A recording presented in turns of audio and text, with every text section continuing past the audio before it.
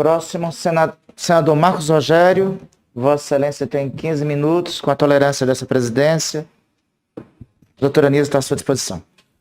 Muito obrigado, senhor presidente, senhoras e senhores senadores. Cumprimentar a doutora Nise Yamaguchi, que comparece a esta comissão para melhorar a nossa compreensão acerca desse desafio. Inicialmente, eu quero cumprimentá-la pela robustez de seu currículo. Vossa Senhoria não é uma especialista de gabinete ou de meras literaturas. Está aqui o currículo apresentado. São 40 anos de vida acadêmica, com especializações em diversas áreas que não vou aqui nominar. Assim como não vou nominar todos os estudos científicos, artigos científicos publicados no Brasil e em diversos outros países, inclusive as premiações que a senhora já recebeu. Também não farei referências aos livros e capítulos de livros publicados, porque a lista é considerável. Quero fazer referência apenas a um dos muitos títulos que a senhora tem, que é o doutorado em pneumologia, realizado entre 1998 e 2002. Ou seja, a senhora tem quase 20 anos atuando como doutora em pneumologia. E o que é pneumologia? É justamente a especialidade médica que se dedica ao estudo das doenças das vias respiratórias, incluindo traqueia, brônquios, pulmões e estruturas correlatas. Ou seja, a senhora é doutora justamente na principal área relacionada ao tratamento da Covid-19, que, como sabemos, é uma síndrome respiratória causada pelo SARS-CoV-2. Portanto, quero manifestar minha gratidão a Vossa Senhoria, como brasileira notável que é, por estar dedicando boa parte do seu tempo para estudar e tratar pacientes com Covid-19, contribuindo com o país para esse enfrentamento. Tenha certeza que o Brasil, especialmente os pacientes de Covid-19 e seus familiares, dentre os quais me incluo, são gratos à senhora e milhares de outros profissionais de saúde que prestam serviços nesta área e que são merecedores de nosso profundo respeito e consideração. Suas especializações, e especialmente o doutorado em pneumologia, nos dão uma sensação de segurança. Não estamos diante de palpiteiras sem formação na área, e nem mesmo diante de uma profissional médica de especialidade alheia ao tratamento específico. Todas as especialidades são importantes, mas em tempos de ciência tão avançada e tão defendida aqui nesta CPI, precisamos saber o lugar de cada uma delas. Ninguém que tenha um problema pulmonar ou vascular grave vai procurar tratamento com ginecologista ou ortopedista. Assim como quem tem um problema cardíaco não procura um psiquiatra. E assim por diante. Cumprimento, portanto, Vossa Senhoria por ser uma profissional preparada e espero que vossa passagem aqui, nesta CPI, não sirva para deixar quaisquer dúvidas sobre seu histórico e capacidade. Aliás, para evitar isso, quero começar dizendo que fiz questão de solicitar à minha assessoria que recuperasse o vídeo com a íntegra de vossa fala em audiência na Câmara dos Deputados, porque recortes de falas todos sabemos que não servem para formar convicção ou juízo de valor, assim como não se dá respostas técnicas com um mero sim ou não. Embora tenha sido dito aqui de forma distorcida que Vossa Senhoria se posicionou contrária à vacina, dizendo que as pessoas poderiam se vacinar aleatoriamente, constatei no vídeo que a fala é justamente em sentido contrário.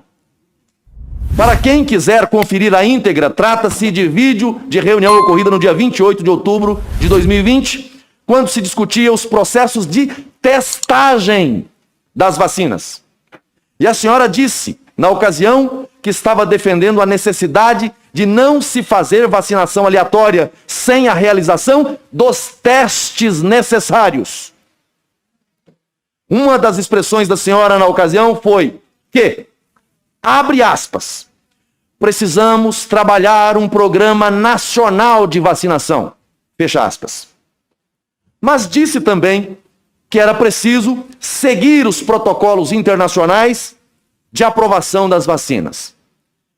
Outro dado importante, e que não é apenas a senhora que diz, mas é praticamente unanimidade, não podemos passar à população a impressão de que as vacinas resolvem todo o problema da pandemia, porque só serão conhecidos os resultados das vacinas algum tempo depois de serem aplicadas todas as doses necessárias.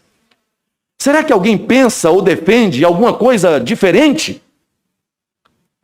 Por tudo isso, quero dizer que mantenho meu respeito ao seu histórico profissional. E aproveito para dizer às pessoas que nos acompanham que a senhora nada disse contra as vacinas. Pelo contrário, falou a favor. Mas alertava sobre o risco de precipitações, de distribuição aleatória de vacinas sem seguir todos os protocolos científicos e obter a devida aprovação. Nisso, Vossa Senhoria estava defendendo o interesse nacional e por isso quero cumprimentá-la. Outras considerações que quero fazer sobre o tal gabinete paralelo. Veja, agradecer a Vossa Senhoria porque não é de hoje que a senhora ajuda o país com o seu conhecimento técnico, inclusive nos governos Fernando Henrique Cardoso e Lula. E não apenas no executivo, mas especialmente também junto ao legislativo e ao próprio judiciário em algumas situações, como no envio de informações técnicas ao Supremo Tribunal Federal. Pena que somente agora isso seja considerado gabinete paralelo. Sobre o tal decreto para mudança de bula de remédio, incrível que tanto se falou aqui sobre isso, que quando chega a cópia do documento, não se deu nenhum valor. Porque, como já vinha afirmando há semanas, isso não passava de uma falácia. Além de não ter valor jurídico algum, a minuta fala tão somente de disponibilização dos medicamentos para uso conforme critério médico e autorização do paciente, como já acontece por todo o país, com estados e municípios que mantêm esse protocolo, como já trouxe documentos a essa comissão. Sobre a imunidade de rebanho, quero dizer que, embora a senhora não tenha tido condições de expor totalmente seus pensamentos, pelo que exposto, pude compreender que Vossa Senhoria jamais falou sobre exposição sistemática de pessoas ao vírus, mas sobre um fato em constatação diante da grande quantidade de pessoas imunizadas em função do inevitável contato com o vírus. Não houve autoinfecção no Brasil. Sabemos que não foram poucas as pessoas que, mesmo adotando um rigoroso isolamento, terminaram sendo afetadas pela doença. De qualquer sorte, sabemos que imunidade de rebanho é um conceito complexo, que não pode ser respondido com um mero sim ou não. É uma pena que falemos tanto que valorizamos a ciência e quando temos a oportunidade de ouvir exposições técnicas em profundidade, pedimos sim ou não. Se realmente queremos discutir temas científicos, precisamos, antes de tudo, ter paciência para ouvir exposições com todo o conteúdo indispensável para a formação de juízo de convicção. Feitas estas breves considerações, quero ouvi-la um pouco mais sobre o tratamento precoce, mas em uma perspectiva que considero que não tem sido abordada o suficiente. Primeiro, o Brasil inteiro tem milhares, talvez milhões de depoimentos de pessoas que foram tratadas logo no início da doença e que tiveram boa recuperação. Mas tem um dado extremamente preocupante. Tenho recebido diariamente muitos depoimentos de pessoas que passaram pela Covid-19 e que não buscaram tratamento logo no início dos sintomas e hoje experimentam gravíssimas consequências. Sequelas as mais distintas, não somente relacionadas ao sistema respiratório. Outros que são parentes de pessoas que também não receberam tratamento precoce e quando foram atendidas já estavam em estado grave e não resistiram à doença. Estas não sobreviveram para contar a história, ainda que com sequelas da doença. Mesmo assim, ainda existem estados e municípios que mantêm orientações no mesmo sentido. Temos protocolos que recomendam aguardar 8, 10, 12 e até 14 dias com sintomas para que se procure um médico. Procurar médico somente com falta de ar. Trouxe aqui semana passada informações dos primeiros estudos que começam a surgir das consequências nefastas dessa política negacionista, suicida, que muitos praticaram e até hoje muitos ainda defendem. A pergunta que faço é a seguinte: a senhora tem conhecimento desses estudos? Pela sua vasta experiência, que nível de complicação e que resultados em termos de sequelas e mortes essa negação do tratamento precoce pode ter causado no Brasil? Bom, senador, eu agradeço as suas perguntas e a sua fala. Eu entendo que o momento é um momento de junção de esforços em todas as áreas. Agradeço a compreensão de que eu atuo sempre, tecnicamente, como consultora eventual de todos os setores científicos e, certamente, a questão das estatísticas que os estudos têm demonstrado de benefícios do tratamento precoce, nos diversos estudos já aqui bem caracterizados, inclusive nas meta-análises, faz com que, ao se utilizar esses medicamentos, a gente tenha uma diminuição significativa do número de mortos e do número de pacientes graves. O que eu devo dizer com relação a isso é que os tratamentos que são feitos na fase inicial da doença, eles têm a chance de estarem evitando que os pacientes sejam hospitalizados e que sejam colocados em UTI e mesmo que tenham uma evolução bastante grave. Esse número que o senhor deseja de sabermos quantos pacientes estariam curados, né, nós podemos fazer que o Brasil é um dos países que mais tem curados do mundo, assim, é um dos países que tem muitos níveis de curados. Quando a gente fala o mais do mundo ou menos do mundo, sempre chega alguém para dizer que não é bem assim. Então, vamos relativizar e dizer que nós temos muitos pacientes curados. O que a gente tem nesse momento é uma discussão muito mais na tentativa de demonização de um tratamento.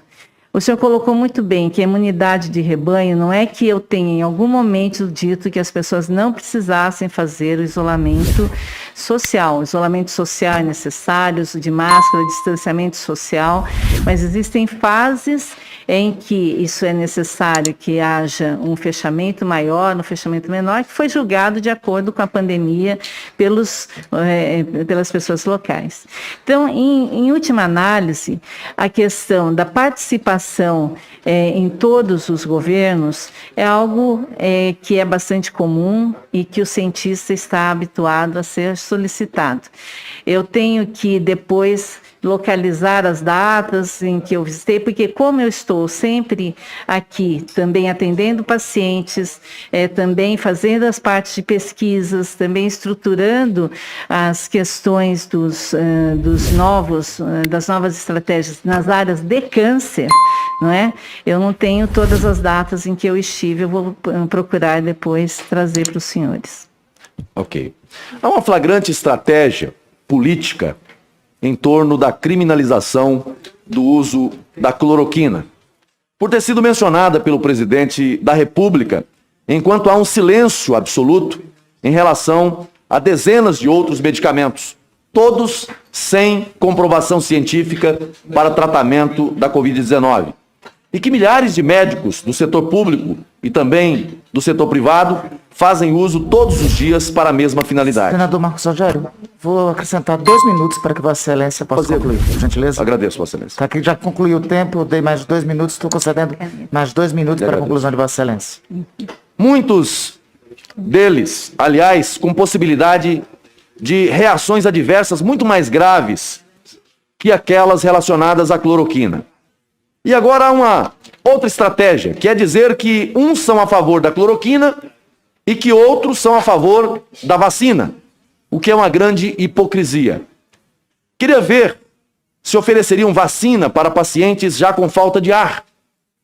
Pergunto, a senhora tem conhecimento dos demais medicamentos que costumam compor os protocolos de tratamento da Covid-19 nas áreas pública e privada? E que tipo de paralelo pode ser feito entre eles e a cloroquina no que diz respeito a possíveis reações adversas?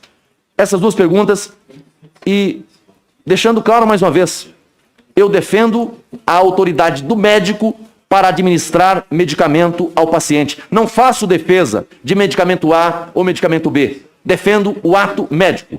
Gostaria que Vossa Senhoria fizesse essa correlação. Perfeito. Eu concordo totalmente que o tratamento ele precisa ser determinado pelo ato médico, é feito um cuidado especial com relação ao paciente que tem uma saúde dependente do setor público e outro do setor privado. Nós sabemos que o paciente do setor privado, ele tem acesso a mais estratégias, ele vai lidar melhor com a UTI, etc., e no público nós temos uma carência maior. Daí a necessidade de se estruturar os tratamentos com relação aos pacientes públicos também. Eu acredito que nós tenhamos já dados científicos suficientes para ratificarmos nas unidades básicas e ambulatoriais tratamentos que sejam válidos para a população. Senhor presidente, quero agradecer a contribuição da doutora Nízia e apenas fazer um registro, 2 registros. A OMS publicou a autorização emergencial para a Coronavac. E segundo, em relação à questão dos efeitos adversos, né, nós temos no protocolo Covid espalhado Brasil afora, é bom que as pessoas leiam. Por isso eu perguntei à doutora Nízia, né, os efeitos adversos em relação a todos os medicamentos. Todos têm, incluindo alguns anticoncepcionais, o próprio Viagra tem efeito adverso. Até o café que a gente toma tem também. Agradeço as contribuições de Vossa Senhoria. Se inscreva no nosso canal para nos ajudar, deixe seu comentário e o seu like.